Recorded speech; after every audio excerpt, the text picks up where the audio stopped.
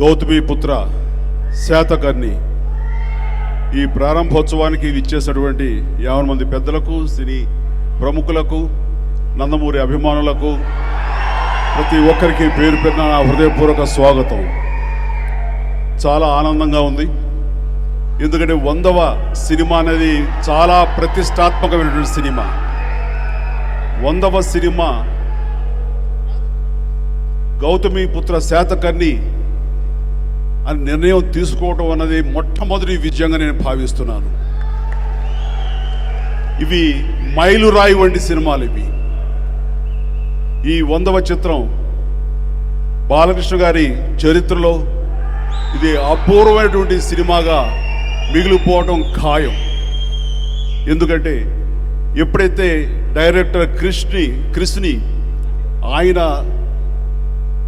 కథని ఆమోదించి ఆయన దర్శకుడిగా పెట్టుకున్నారో అప్పుడే ఈ విజయం తథ్యం అన్న విషయం తేటతెల్లమైపోయింది.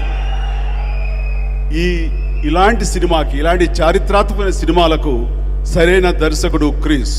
కారణం ఆయనలో ఆథెంటిసిటీ ఉంటుంది.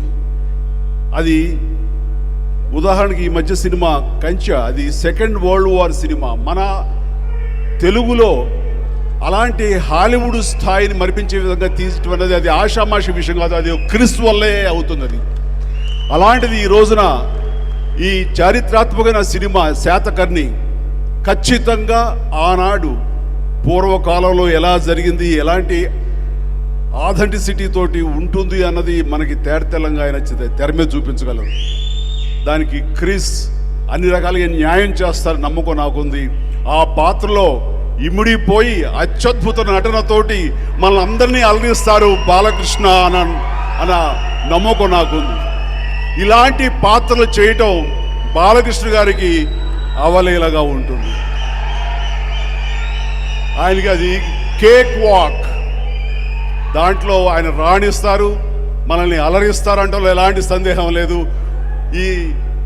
ఈ మధ్యకాలంలో 100 రోజులు ఆడటం అనేది గగనమైపోయింది. అలాంటిది ఈ cinema silver Jubilee, golden Jubilee ఆడాలని మనస్ఫూర్తిగా కోరుకుంటున్నాను.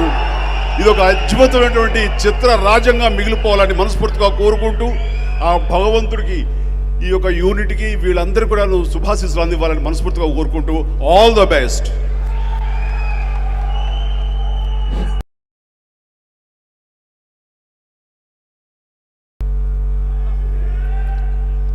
బాలయ్య బాబు చరిత్రలో 100వ సినిమా. 100వ సినిమా అంటే